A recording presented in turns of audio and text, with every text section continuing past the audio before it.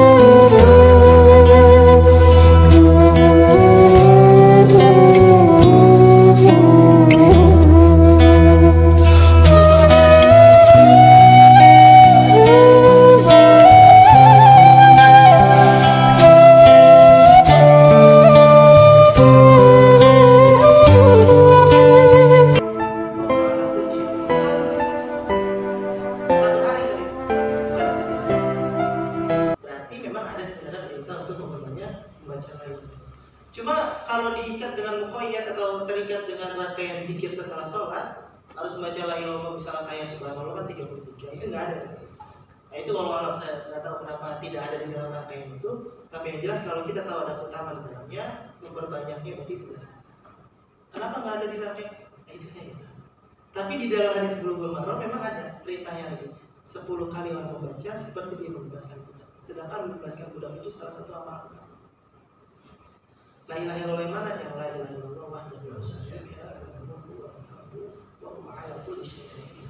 Kalau dalam zikir pagi dan petang itu ada dibaca 100 kali. Dan kalau di dalam pada sholat maghrib itu ditambah dengan yuhyi wa yumiit atau pada sholat subuh. Itu memang ada riwayat seperti itu. Jadi kalau ditanya kenapa tidak ada di dalam rangkaian sholat, wallahu a'lam bishawab. Tapi kalau memang kita tahu ada utamaannya, maka kita perbanyak. Apalagi tadi ada dalil-dalil pendukung tentang Nabi menganjurkan untuk memperbanyak di hari itu 10 kali atau bahkan di zikir pagi dan petang sampai 100 kali dan sebagainya. Itu bisa kita lakukan. Yang penting adalah memperbanyak zikir.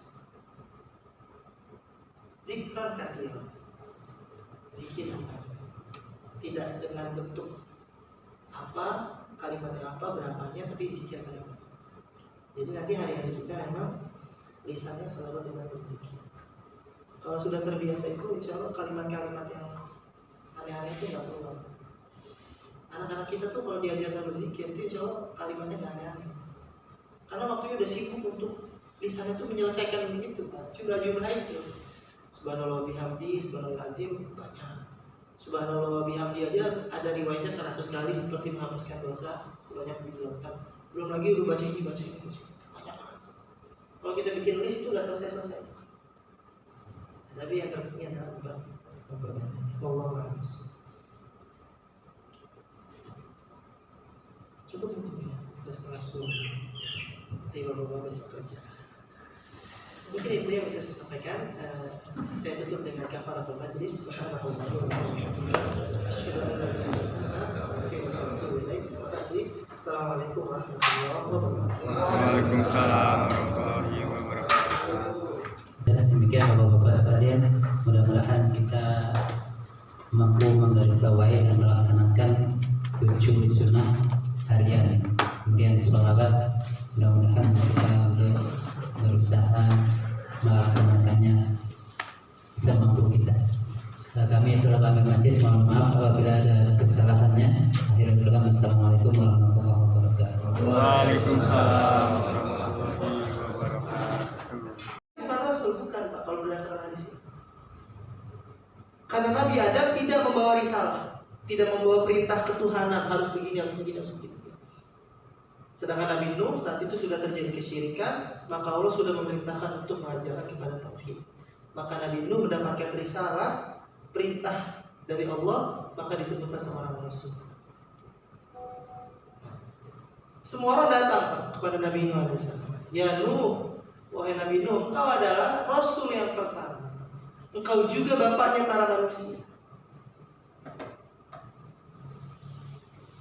Tolonglah kami. Hari ini kita nggak tahu lagi mau minta tolong apa siapa. Kalau masih di redaksi hadisnya kata Nabi Nuh alaihissalam, aku dahulu pernah melakukan kesalahan. Apa kesalahan Nabi Nuh? Ternyata banjir yang terjadi pada masa Nabi Nuh itu berkat doanya Nabi Nuh. Maksudnya apa? Karena dulu Nabi Nuh dakwahnya tidak diterima, maka Nabi Nuh berdoa, ya Allah, berikanlah ketentuan antara kami dan mereka. Maksudnya, tolong kasih keputusan lah ini gimana? Dakwah saya udah gak diterima ini. Maka Allah memberikan keputusan berupa diturunkan banjir. Disebabkan itu banyak orang yang meninggal dunia. Karena Nabi Nuh merasa itu kesalahan saya nggak bisa nolong. Kata Nuh, datanglah kalian kepada Ibrahim, karena dia adalah Khalilullah, kekasihnya Allah. Datanglah semua manusia kepada Ibrahim. Kata Nabi Ibrahim alaihissalam, nafsi Nabi Isa. Hari ini saya nggak bisa tolong kalian. Saya hanya memikirkan diri saya selamat atau tidak. Karena dulu saya pernah melakukan kesalahan. Apa kesalahan Ibrahim? Berbohong. 3 kali Nabi Ibrahim pernah berbohong. Walaupun dalam istilah ulama Nabi Ibrahim tidak berbohong, namanya tauriyah. menyembunyikan suatu kebenaran. Beda ya Pak, bohong dengan menyembunyikan kebenaran. Contoh menyembunyikan kebenaran yang pernah dilakukan Nabi SAW. Nabi pernah didatangi seseorang, lalu orang tersebut minta untuk bersembunyi, lalu tidak diberitahu Pak. Maksudnya sembunyi di belakang Nabi. Lalu Nabi bilang, ya udah sembunyi di belakang. Tiba-tiba datang segerombolan orang nanya, ya Rasulullah, engkau melihat orang yang begini ya? Emangnya siapa dia? Dia itu udah melakukan kesalahan begini. Kata Nabi SAW apa? Semenjak saya berdiri, saya belum melihat siapapun kecuali kalian. Karena tadi Nabi udah janji sama orang itu gak mau ngasih tahu. Dan Nabi tadi pas janji sama orang itu, pas ngelihat orang itu, Nabi dalam keadaan duduk. Maka Nabi bilang, semenjak saya berdiri, sambil Nabi berdiri, saya tidak melihat siapapun kecuali kalian. Karena tadi pas melihat orang itu, Nabi sedang duduk. Nabi gak bohong, menyembunyikan. Itu namanya tauhid. Tapi niatnya untuk kebaikan. Nah, Nabi Ibrahim pernah melakukan itu 3 kali dan Nabi Ibrahim merasa malu. Hari ini gak bisa nolong kita, gak bisa nolong manusia saat itu. Apa itu tauriahnya Nabi? 1, ketika Nabi Ibrahim diajak oleh bapaknya untuk melakukan penyembahan di alun-alun kota kepada agama yang ada saat itu. Kata Ibrahim, saya sedang sakit. Itu Nabi Ibrahim tauriah. Maksudnya Nabi Ibrahim sedang sakit itu, saya sakit melihat kondisi kalian saat itu yang menyembah berhala itu. Nah, Nabi Ibrahim itu tauriah di sana. Ketika orang-orang yang pada pergi ke alun-alun kota untuk melakukan penyembahan di hari raya itu, makanya Nabi Ibrahim langsung melakukan penghancuran berhala. Kisahnya itu surat Al-Anbiya itu. Nabi Ibrahim menghancurkan semua berhala, lalu digalungkanlah satu kampak di berhala yang paling besar. Lalu ketika orang-orang kumpul datang ngelihat udah pada hancur semua, orang-orang pada bertanya, ini siapa yang hancur? Maka orang-orang bilang, qalu sami'na fatan yadhkuruhum yuqalu lahu Ibrahim. Kita ini pernah dan sering dengar berita bahwa ada satu orang pemuda yang sering mengejek Tuhan-Tuhan kita, berhala-berhala kita. Namanya Ibrahim, jangan-jangan dia panggil. Disidanglah Nabi Ibrahim.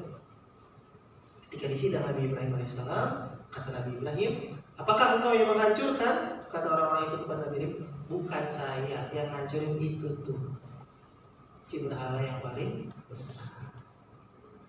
Apa tauriahnya? Nabi Ibrahim ingin mengajarkan tentang berhala itu gak bisa melakukan apa-apa. Gak mungkin lah patung itu bisa ngancurin patung yang lain. Kata Nabi Ibrahim, kalau begitu, kalau dia tidak bisa memberikan mafsadat kepada patung yang lain, maka bagaimana dia, si patung itu bisa memberikan mafsadat dan manfaat untuk kalian? Jangan disebut. Karena semua orang udah bingung mau gimana, udah bakar aja Nabi Ibrahim. Dan zakat, bakar tapi tidak membakar. Lalu yang ketiga kebohongan Nabi Ibrahim, kata tauriahnya adalah ketika beliau sedang berjalan ke Babilonia, ke daerah Mesir, ketemu dengan Raja Mesir di sana. Saat itu ditanya oleh Raja Mesir, siapa ini? Maksudnya Sarah. Sarah itu istrinya Nabi SAW, Nabi Ibrahim. Siapa ini? Ini adalah ukhtu fiddin. Ini adalah saudara saya. Karena kalau Nabi Ibrahim jawab itu istrinya, pasti diambil sama rajanya. Karena raja pengen memiliki semuanya. Tapi karena itu bilang saudaranya, kalau bahasa kita kasihan ke saudara. Bohong kan Nabi Ibrahim? Tidak. Karena Nabi Ibrahim itu ukhtu fiddin, itu saudara saya dalam agama. Karena sebenarnya semua muslim itu kan bersaudara. Itu Nabi Ibrahim tidak. Tapi karena itu Nabi Ibrahim tidak berani memberikan syafaat dan memang tidak bisa memberikan syafaat. Maka Nabi Ibrahim memberikan rekomendasi, datanglah kepada Musa AS. Dia adalah kalamullah, orang yang pernah berbicara langsung kepada Allah. Tentu dengan hijab ketika di Bukit Tursi. Datang kepada Musa, maka kata orang-orang tersebut, ya Musa, wahai Nabi Musa, tolong selamatkan kami. Maka kata Nabi Musa, gak bisa, ini nafsi. Kenapa? Karena Nabi Musa mengaku saat itu, saya dulu pernah membunuh seorang yang tidak bersalah. Kisahnya itu ada di surat Toha, ada di surat Al-Qasas, banyak ya. Ketika Nabi Musa lagi lari dari Firaun, lalu ketemu oleh 2 orang yang sedang berselisih. Ketika itu orang itu bilang yang salah satunya, Musa, kita ini satu kampung, ini saya lagi berselisih sama orang ini, tolong belain saya. Nabi Musa tuh pengen melerai aslinya, cuma mungkin gak sengaja kepukul, lalu orang itu langsung mati gitu. Karena Nabi Musa memang terkenal fisik. Makanya Nabi Musa itu kan di dalam peristiwa Isra Mi'raj yang menganjurkan kepada Nabi minta keringanan ya. Lagi minta keringanan, umatku saja yang kuat-kuat badannya tidak bisa melakukan itu. Ketika Nabi dapat perintah 50 waktu sholat sampai 5 waktu, itu Nabi Musa Pak yang kasih di langit kelima itu. Akhirnya kata Nabi Musa, nggak bisa, kamu datang saja kepada Isa alaihissalam. Sampai ke Nabi Isa, nafsi. Tapi di dalam riwayat itu Nabi Isa tidak memberitahukan alasan kenapa tidak bisa memberikan syafaat. Karena memang Nabi Isa saat itu tidak menjelaskan kesalahan beliau saat hidup itu apa. Kalau yang lain kan menjelaskan. Pokoknya saya nggak bisa. Datanglah engkau kepada Muhammad SAW. Datang semua orang kepada Nabi Muhammad SAW. Lalu Nabi Muhammad SAW langsung berdoa kepada Allah, meminta kepada Allah Subhanahu Wa Taala agar kondisi ini tidak terus berlangsung. Atau saat itulah Nabi diberikan syafaatul uzma, syafaat yang sangat besar, yang karena saat itu Nabi itu menyelamatkan semua orang, bukan cuma orang beriman. Apa bentuk syafaatnya? Saat itu mizan langsung ditegakkan. Saat itu pengadilan Allah langsung ditegakkan. Yang tadinya orang pada lari nggak jelas kemana-mana, saat itu langsung Allah berfirman kepada Nabi SAW, angkat kepala Muhammad karena mizan akan ditegakkan. Doamu dikabulkan. Mizan ditegakkan, semua orang langsung berbaris rapi. Berlakulah ayat yauma yaqumur ruhu wal malaikatu shaffa la yatakallamu illa man adina lahu rahmanu wa qala shawaba. Saat itu semua ruh berbaris dengan rapi dan tidak ada yang berbicara saat itu kecuali mendapatkan izin dari Allah SWT. Salah satunya adalah Muhammad SAW. Jadi Nabi Muhammad SAW langsung memberikan syafaat. Setelah itu Nabi langsung menunggu orang-orang beriman di Telaga Al-Kautsar. Sebenarnya materi yang saya sampaikan adalah mengapa kita harus mencintai Nabi SAW. Pertama, karena memang Nabi yang memberikan kita syafaat nanti atas izin Allah. Yang kedua, Nabi itu sudah menunggu semua umatnya di Telaga Al-Kautsar, di Al-Haud. Di dalam hadis, Ibunda Aisyah pernah bertanya, ya Rasulullah, kalau saya berpisah denganmu di dunia, saya tahu di mana mencari engkau. Jadi Nabi itu kan di dalam sejarah memang istri beliau itu 11 dan 9 yang hidup bersama. Hidup bersama itu maksudnya dalam satu waktu tuh hidupnya bersama 9. Dan memang diberikan masing-masing tempat atau rumahnya berbeda. Jadi kata Ibunda Aisyah, kalau saya berpisah dengan engkau hari ini di dunia, saya tahu menemuinya di mana. Maksudnya lagi di rumah istri yang mana, tahu. Tapi kalau nanti saya di akhirat, yaumul qiyamah, di mana saya akan menjumpai dirimu?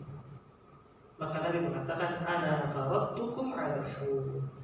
Saya akan menunggu dirimu, kalian semua umatku di Al-Haud. Maksudnya di Telaga Al-Kautsar.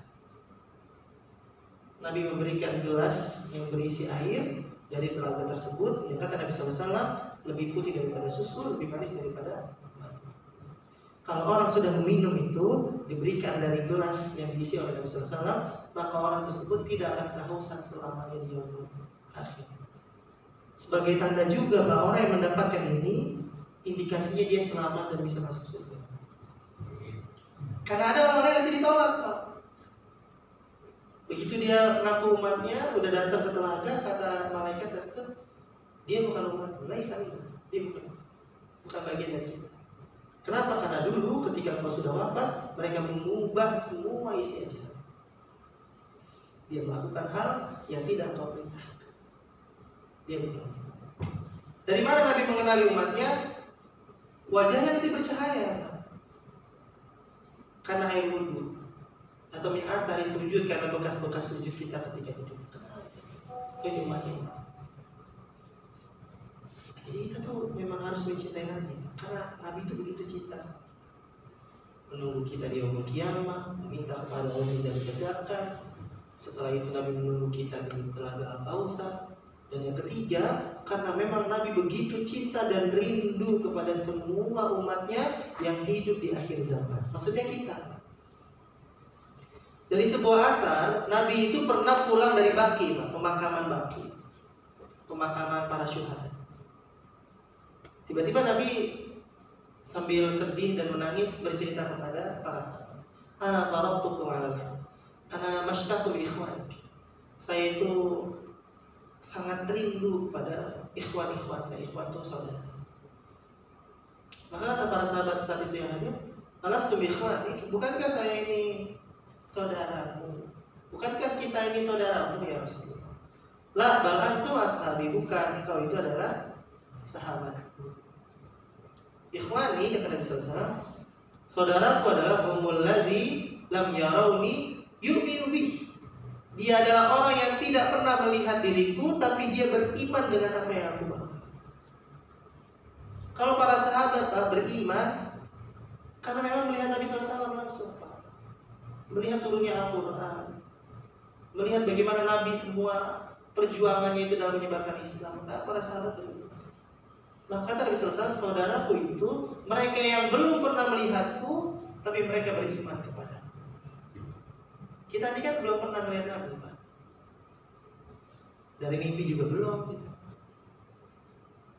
Langsung apalagi memang nggak mungkin. Makanya mohon maaf ya Pak, saya agak kurang bisa nerima dengan akal saya, mungkin keterbatasan. Kalau ada orang bilang saya ketemu Nabi secara langsung, itu agak sulit diterima.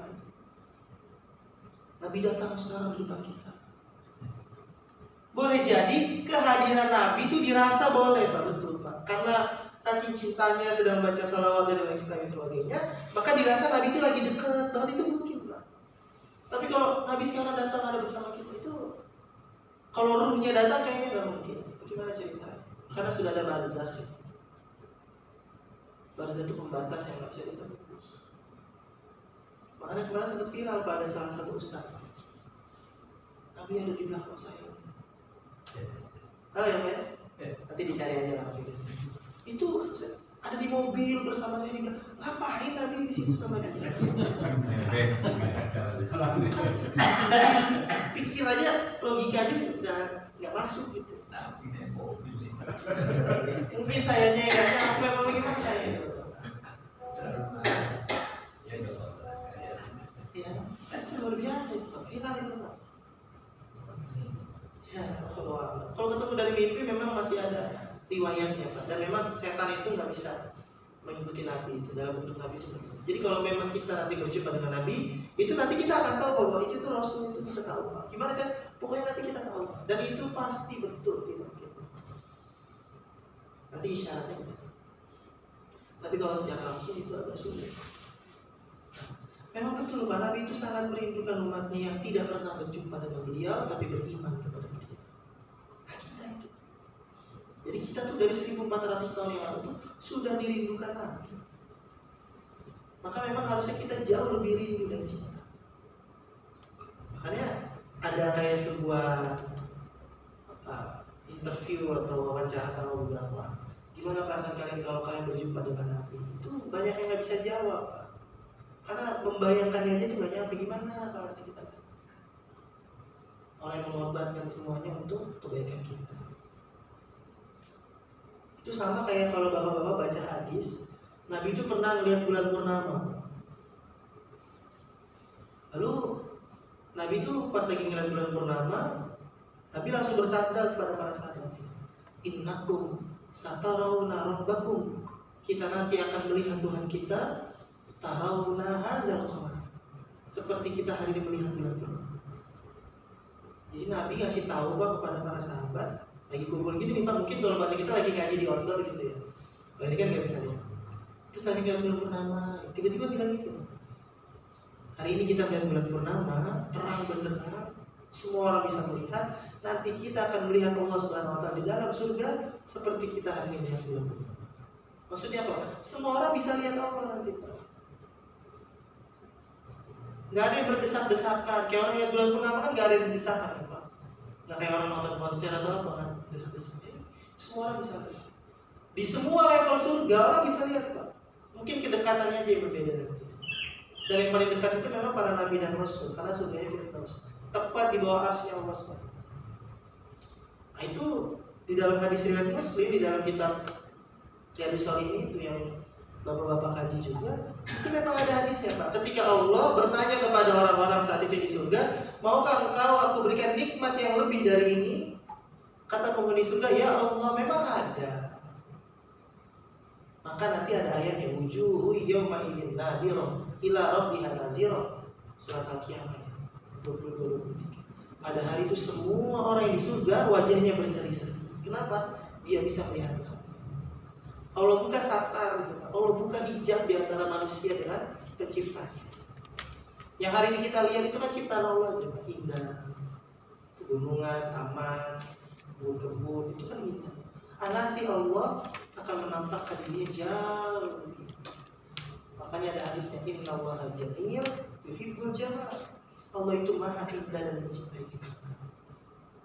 Semua orang akan bahagia ketika itu. Sama halnya ketika melihat Rasulullah SAW. Nah, ketika seorang muslim mencintai Rasulullah, maka ayat yang berlaku itu surat Ali Imran ayat 31. Ini ayatnya masyhur ya. Kita sudah sama-sama tahu. Apa yang harus dilakukan seorang muslim kalau dia memang benar-benar mencintai Allah dan Rasulullah? Dua cara ya Pak ya. Paling mudah itu dua cara kalau kita ingin membuktikan cinta kita kepada Rasulullah.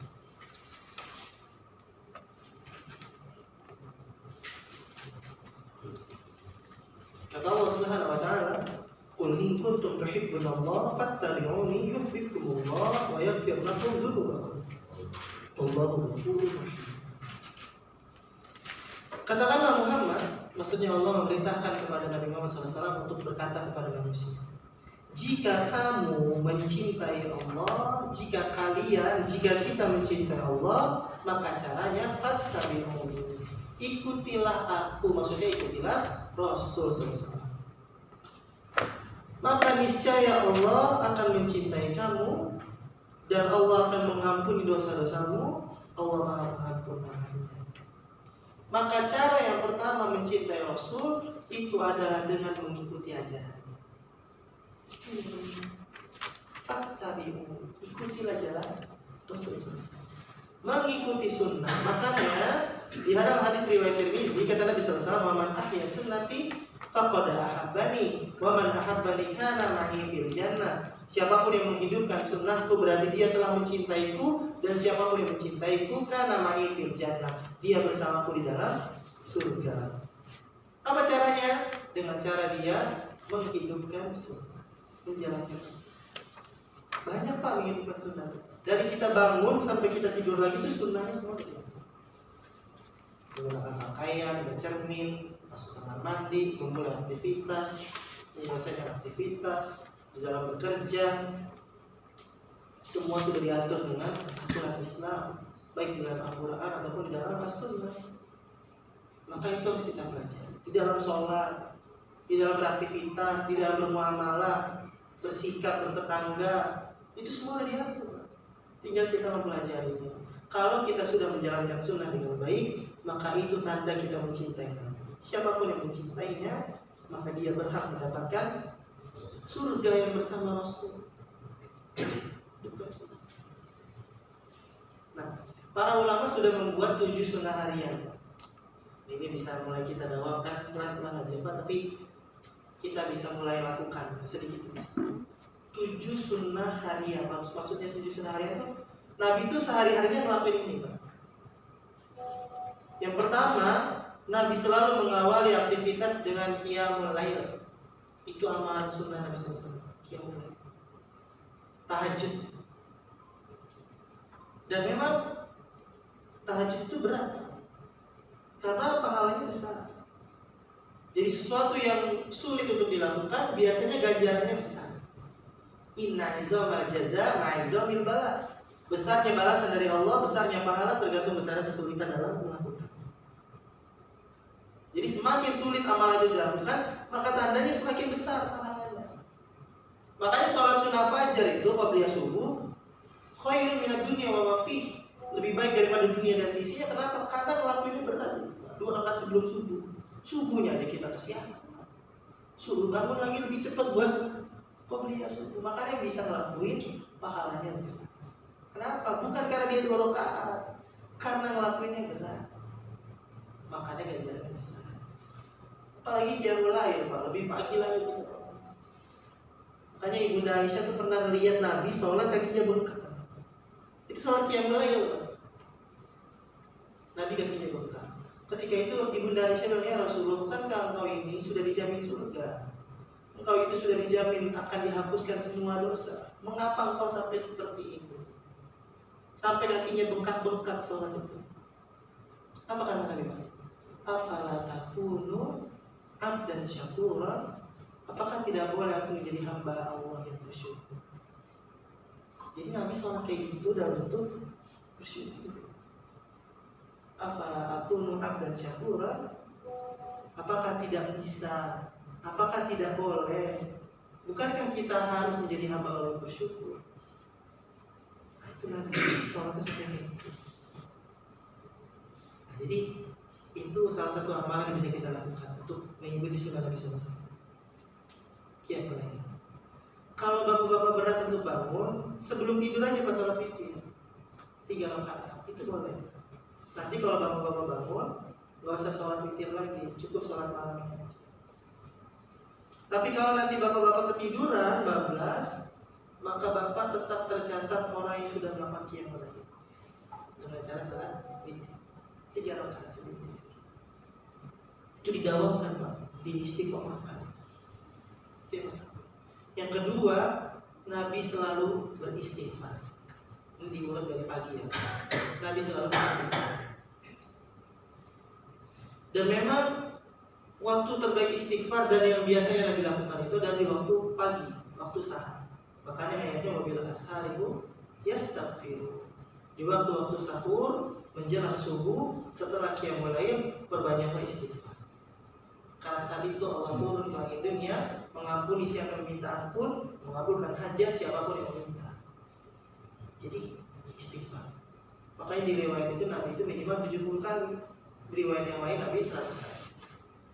Kita nih kalau istighfarnya habis sholat cuma 3 kali, berarti cuma 15 kali.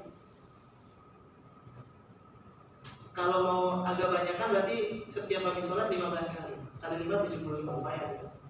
Udah sampai batas minimal. Atau hari-hari kita aja, Pak, istighfar. Kita nih istighfar kan kalau nggak kaget ya lagi marah aja. Istighfar. Atau lagi marah, astagfirullahaladzim, lagi ya. Itu istighfar ya, Pak. Itu masih penting lah, Pak, ya, marahnya pakai istighfar. Kagetnya pakai istighfar itu masih penting. Kalau ketemu cewek nanti gimana? Istighfar nggak ya? Istighfar apa? Alhamdulillah ya. Itu maksudnya. Kita tuh istighfarnya kalau itu aja. Berani, Pak.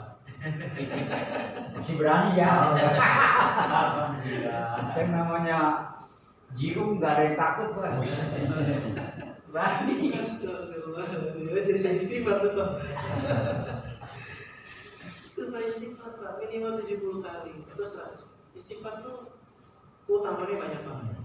Menghapuskan dosa, menghilangkan kekotoran hati, belum lagi bisa mengabulkan semua hajat. Istighfar. Di surat Nuh itu, Pak, ayat 10 sampai 12, keutamaan istighfar. Faqultu astaghfiru rabbakum innahu kana ghaffara. Nabi Nuh memerintahkan kepada umatnya beristighfarlah kepada Allah. Wa yumditkum bi amwalin. Maka saat itu Allah akan memperbanyak kepada kalian harta-harta kalian. Wa banin, anak-anak kalian. Jadikanlah istighfar Allah perbanyak dengan anak dan hartanya. Allah turunkan hujan itu nikmat karena makan istighfar. Maka dari ayat itu disimpulkan bahwa istighfar bisa mengabulkan haji, bisa memperbanyak rezeki dan istighfar. 70 kali minimal sampai 100 kali. Itu Nabi. Jadi Nabi qiyamul lail lalu istighfar. Ini amalan harian yang mungkin kita mulai dari situ. Yang ketiga, Nabi selalu tilawatil Quran, membaca Al-Quran. Jangan ditanya Nabi bacanya berapa juz, Pak. Nabi itu hafal Quran. Di dalam aktivitasnya itu Nabi selalu dengan Al-Quran. Makanya ketika ditanya bagaimana akhlak Nabi SAW, karena khuluqul Quran. Nabi itu akhlaknya seperti Al-Quran. Maksudnya apapun yang dijelaskan Al-Quran, itulah yang melekat pada Nabi SAW itu akhlak Al-Quran. Innaka khuluqun adzim. Nabi itu akhlaknya lugu. Ya, jadi tilawah minimal ada yang dibaca dalam satu hari itu, ada yang dibaca satu lembar, satu halaman, satu juz kalau bisa. Kalau nggak bisa, istighfar aja udah. Masa kita nggak bisa baca Al-Quran dalam satu hari? Jadi minimal ada yang kita baca satu halaman. Di luar sholat ya Pak, tilawah itu penting. Yang keempat, Nabi selalu dawamul wudu, menjaga wudu Pak. Jadi kalau Nabi batal wudunya, Nabi langsung berwudu walaupun belum datang waktu sholat. Jadi nanti ketika datang waktu sholat, Nabi tidak perlu berwudu lagi. Kita kan kadang-kadang kalau susah nyari tempat wudu atau rame, kalau kita sudah terbiasa dawam gitu untuk menjaga wudu, itu langsung bisa sholat. Kadang-kadang kan kalau di tempat-tempat ini kan gitu, wudunya rame, susah, motor lagi kan, nggak tahu dibersih apa enggak. Kalau kita sudah berwudu, cukup. Dan orang yang berwudu biasanya lebih terjaga daripada perbuatan dosa, karena dia ngerasa kondisinya lagi bersih, lagi suci. Masa dia ngelakuin dosa? Bagus kalau berwudu. Itu yang keempat. Sekarang yang kelima. Yang kelima itu Nabi selalu bersedekah di setiap hari. Makanya nanti ada hadis, kalau ada orang yang berinfak di waktu subuh di pagi hari, maka malaikat akan datang mendoakan, mudah-mudahan Allah memberikan keberkahan padanya. Kalau ada orang yang mampu tapi dia nggak bersedekah di hari itu atau di pagi hari itu, maka malaikat akan mendoakan keburukan atau bagus. Maka minimal setiap hari itu ada yang kita keluarkan sedekah. Kalau misalnya nggak bisa harian, yang minimal pekan setiap hari Jumat. Pokoknya setiap hari Jumat 20.000. Setiap hari Jumat 50.000. Atau setiap bulan dari gaji kita keluar 2,5%. Atau harian 2.000 sehari. Tapi selalu ada yang dikeluarkan. Dan itu komitmen. Makanya amalan yang paling dicintai itu ahabul a'mal indallah, di sisi Allah adalah adwa wa infaq. Yang dawa walaupun kecil, sedikit. 2.000 sehari. Tapi tren ini saya udah lihat di Muhajirin. Banyak beberapa jamaah yang kalau datang ke masjid selalu itu bagus, trennya bagus. Nah kalau nggak bisa harian karena ikut nyari receh, uang kegedean juga kita nanti susah, maka makanan setiap Jumat. Nggak bisa makanan bukan, jangan tahunan Pak. Kalau tahunan itu kelamaan, tapi udah nggak nyampe umur kita nanti, jangan itu nanti jadinya. Ya. Jadi makanan lah, kalau nggak bulanan.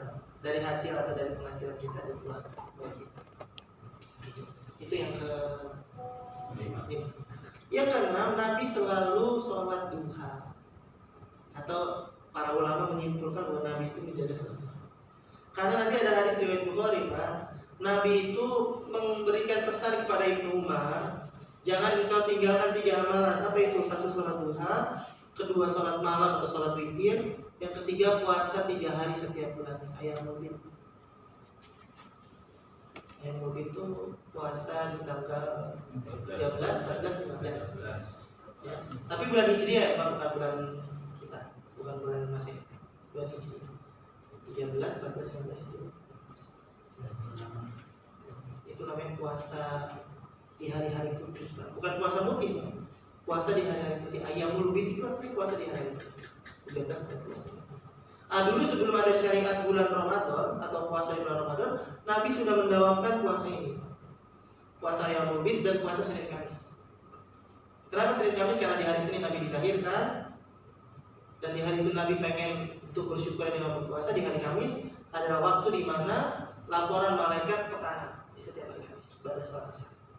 Karena Nabi pengen dalam kondisi berpuasa. Senin Kamis dan Yaumul Bid sebelum adanya syariat bulan Ramadan. Yang terakhir, yang ketujuh itu amalan sunnah yang sangat ditekankan bagi laki-laki adalah selalu sholat berjamaah di masjid. Kalau nggak bisa berjamaah di masjid, minimal sholat 4 waktu. Itu sangat ditekankan. Dan memang banyak banget kisah tentang para sahabat yang sangat mengutamakan sholat berjamaah. Sampai-sampai Umar bin Khattab itu pernah datang sholat masbuk, lalu karena menyesal Umar menjual sebagian kebunnya karena ternyata yang bikin Umar masuk itu adalah kemudian dilihat, maka dijual setengahnya biar Umar tidak terlalu lama di kebun. Jadi Umar tidak masuk. Itu dia.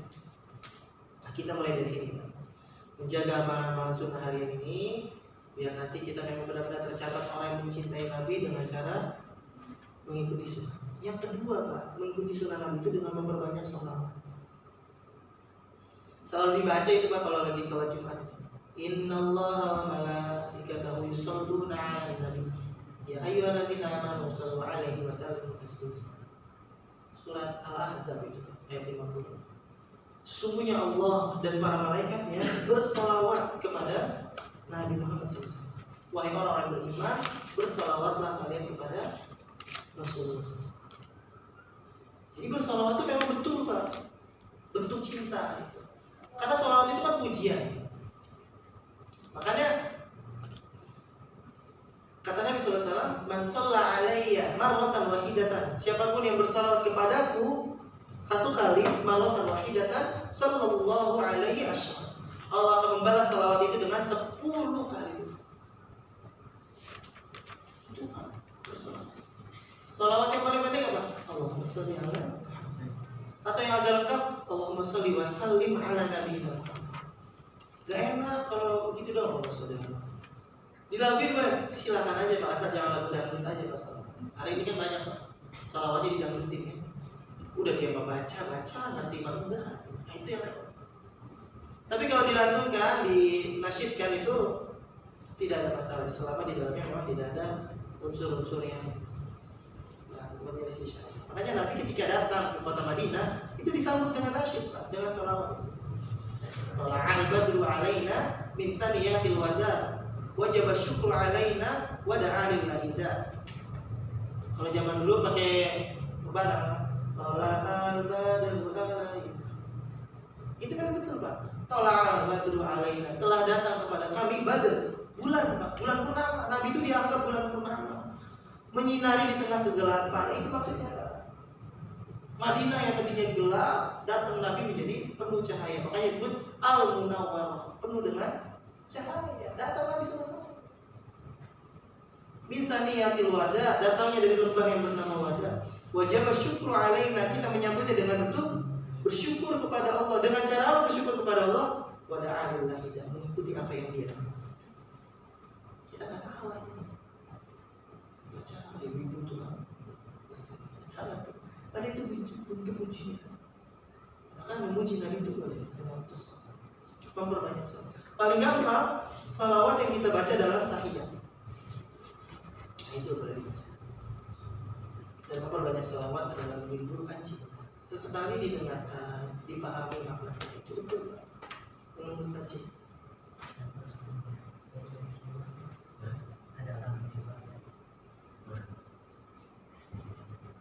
Jadi dua bentuk mencintai Nabi SAW. Yang pertama dengan memperbanyak mengikuti sunnah, yang kedua dengan memperbanyak membaca salawat kepada Nabi SAW. Dengan dua bentuk cinta ini kita kepada Nabi SAW, harapannya nanti benar-benar kita termasuk umatnya yang mendapatkan syafaat. Makanya kalau bapak-bapak dengar di mukadimah kan selalu gitu, salawat dan salam semoga selalu tercurahkan pada baginda Rasul. Kenapa? Biar kita termasuk umat yang mendapatkan syafaat. Itu betul, memang diharapkan syafaat. Nah, salah satu caranya untuk mendapatkan syafaat yaitu memperbanyak membaca salawat dan juga mengikuti sunnah-sunnah Nabi Sallallahu Alaihi Wasallam. Wallahu a'lam bishawab. Sudah jam 9. Mungkin itu yang bisa saya sampaikan. Tentu banyak kesalahan kekurangan, mudah-mudahan Allah maafkan. Dan kalau yang benar itu datangnya dari Allah dan Rasulnya. Kalau ada keliruan tentu dari saya. Sebelum ditutup mungkin ada yang mau menambahkan silakan. Atau ada yang mau bertanya. Kalau bisa saya jawab, kalau nggak bisa kalau kita. Ya, alhamdulillah nahmaduhu wa nasta'inuhu wa nastaghfiruh wa na'udzu billahi min shururi anfusina wa min sayyiati a'malina man yahdihillahu fala mudilla lahu wa man yudlil fala hadiya lahu. Asyhadu an la ilaha illallah wa asyhadu anna Muhammadan 'abduhu wa rasuluh.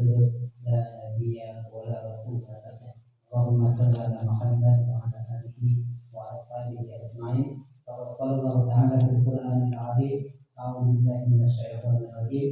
يا أيها الذين آمنوا اتقوا الله حق تقاته ولا تموتن إلا وأنتم مسلمون. Kepada Ustaz Beda Bapak dan Masyarakat Service dan Bapak, puji syukur kita panjatkan kepada Allah Subhanahu wa Ta'ala dalam malam hari ini Allah kumpulkan kita di tempat yang mulia dalam rangka Thalabul Ilmi. Mudah-mudahan Allah berikan keberkahan dan kemudahan kita dalam menuntut ilmu. Amin ya rabbal alamin. Salawat dan salam semoga tercurah kepada Rasulullah kita Muhammad sallallahu alaihi wasallam. Bapak yang dirahmati Allah, malam hari ini kajian kita Al-Quran. Bapak Ustaz undangan ke Puncak dan belum sampai di Doha karena masih jalan, dan alhamdulillah akan diisi pada Ustaz Beda. Namun sebelumnya mari kita buka terlebih dahulu dengan doa menuntut ilmu. Bismillahirrahmanirrahim. Rabbi zidni ilman, Allahumma fahmi bima 'allamtani wa 'allimni ma yanfa'uni warzuqni ilman yanfa'uni. Terima kasih. Mudah-mudahan kita ilmu yang bermanfaat dan adat. Dan untuk selanjutnya kepada Ustaz Beda waktu dan tempat dari masyarakat. Bismillahirrahmanirrahim. Assalamualaikum warahmatullahi wabarakatuh. Alhamdulillah wassalatu wassalamu ala Rasulillah wa ala alihi wa sahbihi wa wala. La haula wa la quwwata illa billah ma ba'du. Ya Rabbi shrah li sadri wa yassir li amri wahlul 'uqdatam min lisani yafqahu qawli. Rabbi zidni ilman warzuqni fahma. Alhamdulillah, bersyukur kita kepada Allah Subhanahu wa taala masih diberikan kesempatan untuk bisa melaksanakan kewajiban yang telah Allah tuntut kepada kita semua. Salah satunya adalah thalabul ilm. Maka kita harus bersyukur kepada Allah Subhanahu wa taala karena diberikan kesempatan, diberikan hidayah, dilembutkan hatinya untuk bisa datang ke masjid ini. Dan kalau mungkin saudara kita, rekan kita, teman kita yang di luar sana juga banyak yang punya kesempatan, punya kesehatan tapi tidak digerakkan hatinya, maka belum bisa juga datang ke sini. Jadi insya Allah kita bersyukur karena diberikan kesempatan. Dan memang bersyukur kepada Allah itu wajib, Pak, di dalam semua aktivitas. Saking wajibnya bahkan ketika bangun tidur itu orang pertama kali disuruh bersyukur sebelum yang lain. Dengan dia membaca doa, Alhamdulillahilladzi ahyana ba'dama amatana wa ilaihi nusyur. Saya bersyukur kepada Engkau ya Allah telah membangunkan saya padahal sebelumnya saya wafat atau mati. Karena orang tidur hakikatnya adalah mati, seperti dalam surat Az-Zumar ayat 40. Maka kita bersyukur telah dibangunkan. Bahkan menurut riwayat Ibunda Aisyah, istri Nabi SAW, Nabi itu kalau mendapatkan ujian atau musibah, beliau bersyukur dengan mengucapkan Alhamdulillahi ala kulli hal. Saya bersyukur kepada Engkau ya Allah, segala puji padamu karena semua urusan yang Engkau timpakan kepadamu. Artinya walaupun itu ujian, walaupun itu kesulitan, walaupun itu bentuknya rasa sakit dan lain sebagainya, seorang muslim tetap harus bersyukur. Kenapa? Karena di dalam hadis riwayat Muslim, salah satu penyebab digugurkannya dosa adalah duri yang menusuk seseorang. Rasa sakit, kekhawatiran, ujian yang menimpa seorang muslim itu otomatis langsung menghapuskan dosa-dosanya selama dia bersyukur, selama dia ikhlas, selama dia bisa sabar terhadap ujian. Maka itu yang harus disyukuri, bahwa saat itu Allah langsung menghapuskan dosa kita tanpa istighfar dan tanpa berdoa. Maka itu disyukuri. Dan kalau mendapatkan nikmat, biasanya Nabi mengucapkan syukur dengan kalimat Alhamdulillahilladzi bi ni'matihi tatimmus shalihat. Ya Allah, saya bersyukur kepadamu, segala puji bagi Engkau yang mudah-mudahan dengan nikmat yang Engkau berikan bisa bertambah kesalihan saya. Karena ada orang yang ditambah nikmatnya bukan bertambah solih. Dulu ketika hidupnya dia sederhana, dia rajin beribadah. Begitu Allah titipkan amanah berupa harta yang banyak, dia lupa. Nah, itu berarti nikmatnya tidak menambah kesalihan. Dulu pas dia belum jadi apa-apa, dia taat. Begitu dikasih amanah jabatan, dia lupa dengan ketaatan. Nah, maka begitu Allah berikan nikmat, ucapan itu alhamdulillahilladzi bi ni'matihi tatimmus shalihat. Mudah-mudahan dengan nikmat yang Allah berikan bisa menjadikan kita orang yang jauh lebih saleh daripada insyaallah. Maka harus selalu bersyukur. Salawat beserta salam semoga selalu tercurahkan kepada uswah dan qudwah hasanah kita, suri tauladan kita, ustadzuna alam, guru bagi semesta alam, baginda Rasulullah Muhammad sallallahu alaihi wasallam. Tadi saya sudah diberikan WA dari ayah, katanya materinya Quran. Biasanya seperti apa, membaca dulu satu halaman. Maka saya mau kita sama-sama ini Pak, baca surat Abasa juz 30 surat Abasa. Nanti di akhir ayatnya kita akan bahas tentang ayat yang ada di surat Abasa.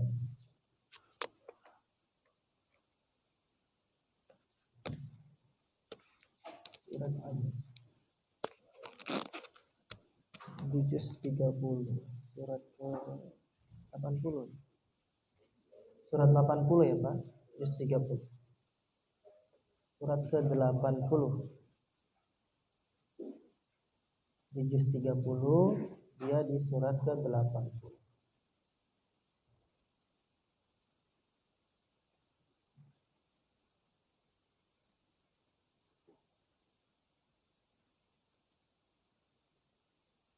Sudah ketemu Pak?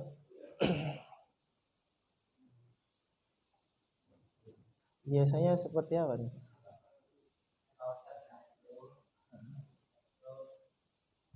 Baca bareng-bareng atau satu-satu? Oh. Bergantian aja Pak, biar agak hemat waktunya. Nanti saya baca satu ayat, nanti langsung diulang sama bapak-bapak. A'udzu billahi minasy syaithanir rajim. A'udzu billahi minasy syaithanir rajim. Bismillahirrahmanirrahim. Bismillahirrahmanirrahim. Abasa wa tawalla an ja'ahul a'ma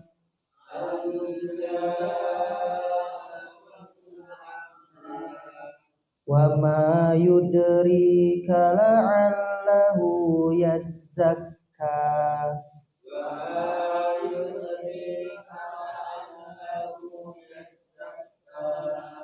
أو يذكر فتنفعه الذكرى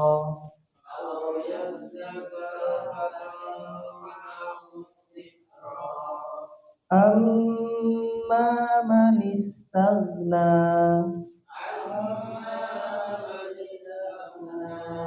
فأنت له تصدى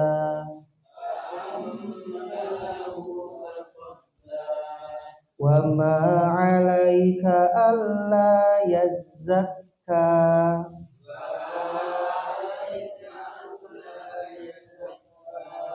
وأما من جاءك يسعى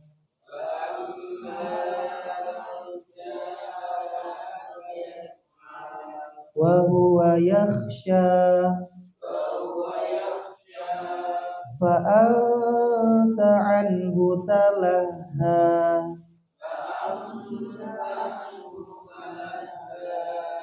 كلا إنها تذكرة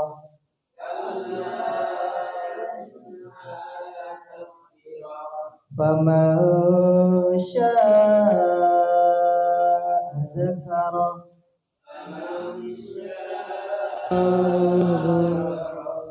في صحف مكرمة مرفوعة مطهرة بأيدي سفرة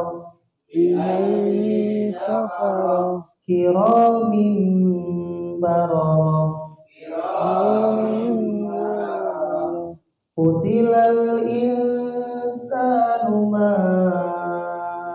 akfarah.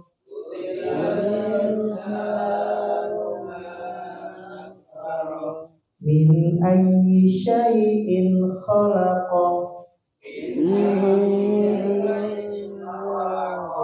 Min nutfatin khalaqahu faqaddarah.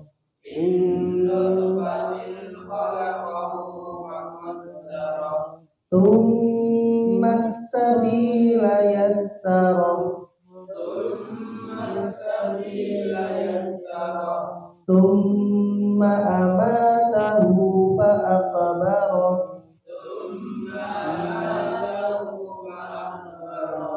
Tsumma idza syaa'a ansyarah.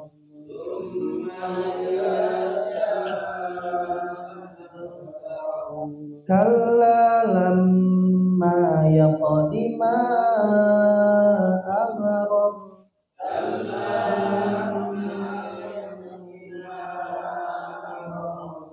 Falyanzuril insanu ila ta'ami.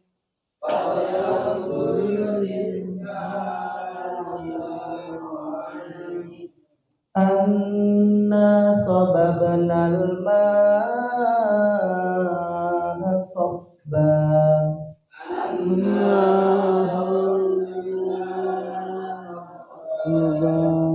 Tsumma syaqaqnal arda syaqqa.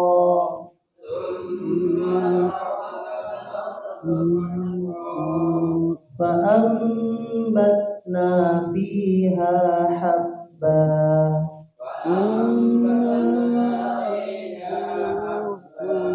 Wa 'inaban wa qadba. Wa zaitunan wa nakhla. Wa hadaiqa gulba.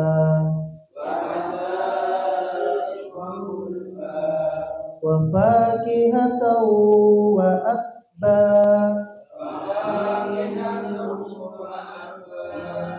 Mata'an lakum wa li'an'amikum.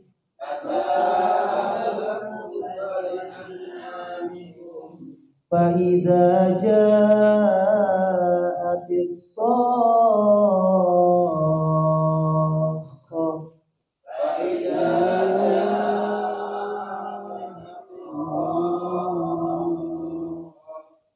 Yauma yafirrul mar'u min akhihi.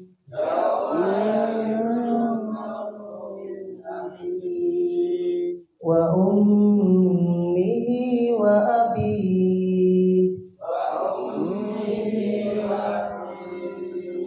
Wa sahibatihi wa banihi. Likulli imri'in minhum yawma idzin sya'nun yughnihi.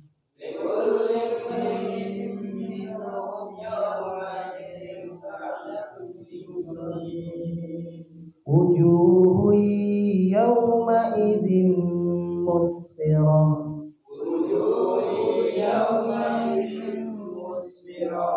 Dhahikatun mustabshirah. Wa wujuhun yawma idzin 'alaiha ghabarah.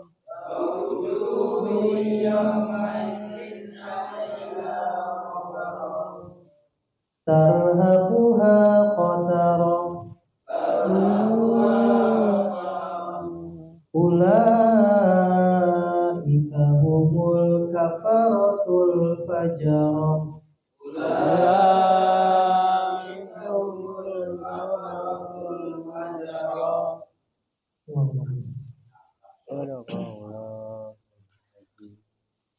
Di ayat pertama Pak, itu kisah tentang orang yang buta datang kepada Nabi untuk bertanya tentang agama.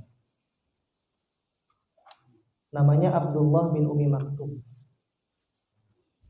Jadi ceritanya itu, ayat ini turun, Nabi lagi kumpul bersama orang-orang kafir Quraisy di Darun Nadwa, di tempat berkumpul lah. Kalau sekarang kayak DPR gitu, atau balai-balai kota yang memang di tempatnya itu khusus untuk pertemuan tokoh-tokoh besar.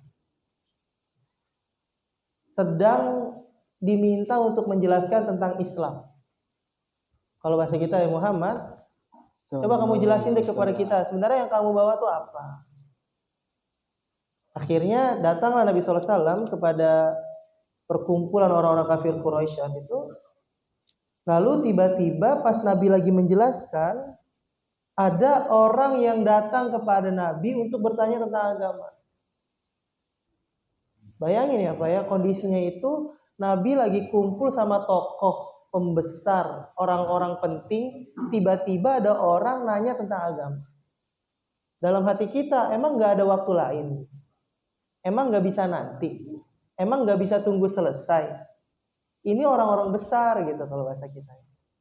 Maka Nabi di dalam dirinya pun tiba-tiba merasa, kok nanyanya sekarang gitu. Maka Nabi berpaling atau Nabi itu membalikkan badannya kepada orang tersebut, tapi sambil berwajah masam.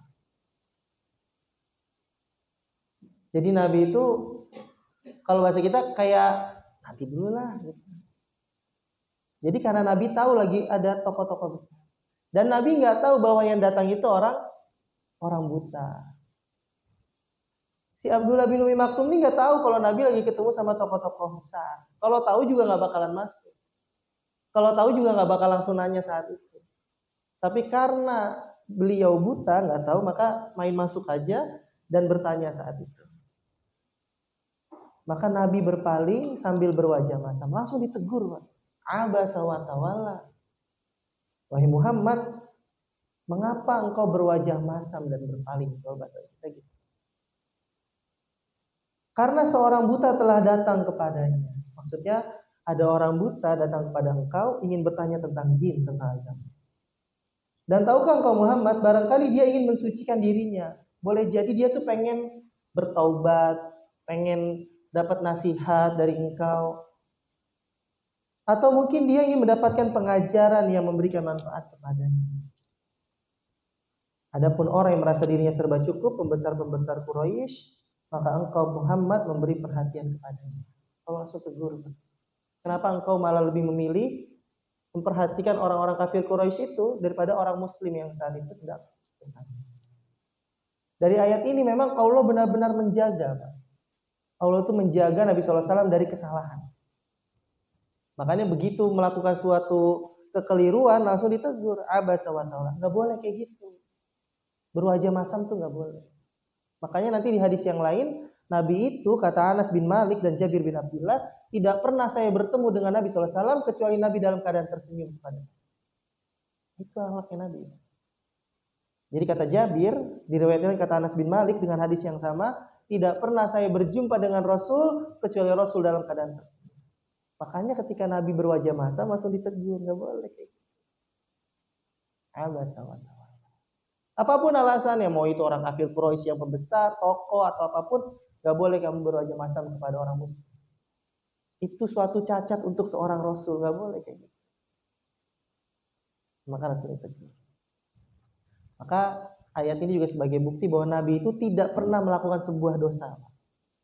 Makanya gelarnya maksum, orang yang terjaga.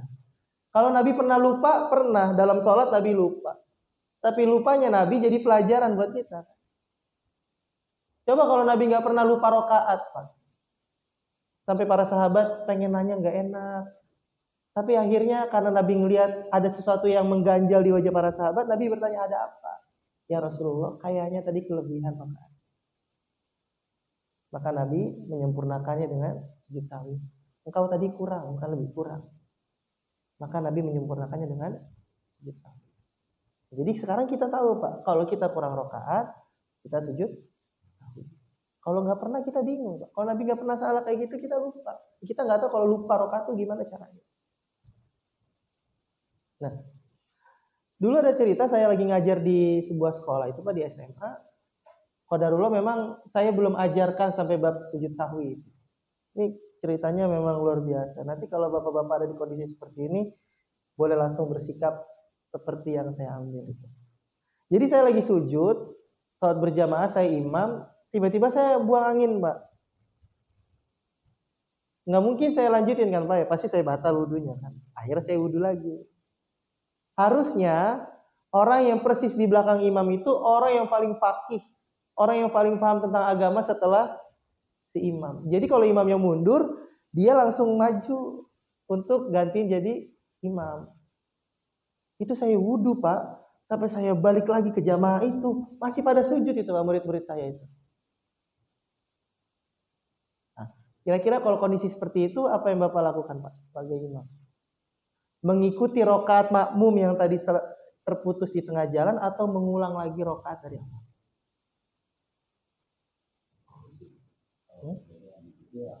Misal, itu terjadi di rokaat kedua Pak, di sholat zuhur. Jika sujud di rokaat kedua, saya tadi batal, terus saya pergi dong, wudu. Tapi begitu saya balik, harapannya saya ikut berjamaah, udah ada imam barunya kan. Kalau itu gampang Pak, saya tinggal nambah yang saya kurang aja tadi. Itu udah rokaat keberapa tinggal saya. Ini kondisinya saya harus balik lagi jadi imam. Kira-kira saya nyelesain rokaat yang tadi di rokaat kedua itu atau mengulang lagi dari pertama? Kira-kira gimana? Itu baru saya ketemu kasus begitu.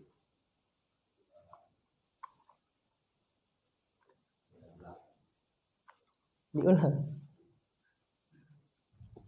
Kalau seperti itu maka jamaah atau makmum itu mengikuti imam Pak. Jadi gimana? Maka saya mengambil inisiatif, saya mengulang dari awal. Jadi begitu berdiri masuk rakaat pertama. Jadi bukan melanjutkan. Karena kalau melanjutkan, nanti saya harusnya 4, saya baru 2 kan Pak. Maksudnya kalau saya lanjutin tadi 2, terus saya lanjutin sholat lagi, saya baru 2. Masa saya salam terus saya berdiri lagi sebagai imam? Maka kalau case-nya seperti itu, makmum itu mengikuti imam. Makanya kalau ada kesalahan pada imam, makmum nggak menanggung Pak imamnya. Misalnya suatu sholat maghrib itu imamnya nggak sah sholatnya. Makmum itu nggak berdosa Pak. Makmumnya tetap sah. Imamnya yang nanti menanggung semua dosa. Tapi kalau personal si makmum ditanggung masing-masing. Nah, jadi seperti itu. Nah, itu kesalahan yang dilakukan Nabi SAW atau kekeliruan itu bisa menjadi pelajaran untuk kita. Nah, itu pelajaran dari penggalan yang pertama. Yang kita akan coba sama-sama bahas itu di penggalan yang terakhir dari ayat 33 Pak di surat Abasa.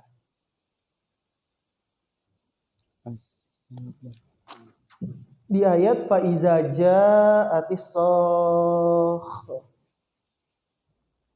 maka apabila datang suara yang memekakkan telinga atau tiupan sangkakala yang kedua.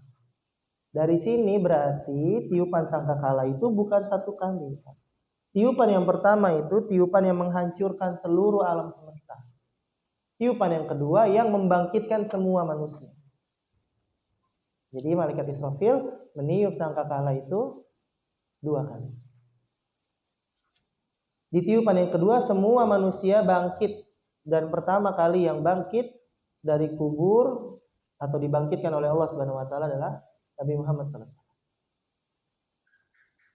Lalu nanti semua manusia dibangkitkan tergantung dengan kondisi amalnya. Makanya nanti kita tahu ada yang ke padang mahsyar itu dengan wajahnya berubah seperti monyet, sebagai kera, seperti babi atau yang lain sebagainya. Nah, itu tergantung amalannya. Yang terjadi pada hari itu, semua orang akan lari dari saudaranya. Mar'u min akhi. Manusia lari dari saudaranya. Wa ummihi wa abi. Dan dari ibu juga bapaknya. Jadi seorang anak nanti saat terjadi peristiwa yaumul ba'ats atau dibangkitkan manusia, itu semua udah nggak ada yang memikirkan saudaranya, ibunya, bapaknya. Semua udah mikirin masing-masing. Istri dan anak-anaknya juga dilupai. Jadi nanti bapak-bapak tuh lupa sama istrinya, lupa sama anaknya, lupa ketika terjadi peristiwa dibangkitkan. Kenapa? Likulli imri'in minhum yawma idzin sya'nun yughni. Setiap orang dari mereka pada hari itu mempunyai urusan yang menyibukkannya. Semuanya udah panik, Pak. Orang kalau udah panik itu udah nggak ingat yang lainnya. Lupa sama semua.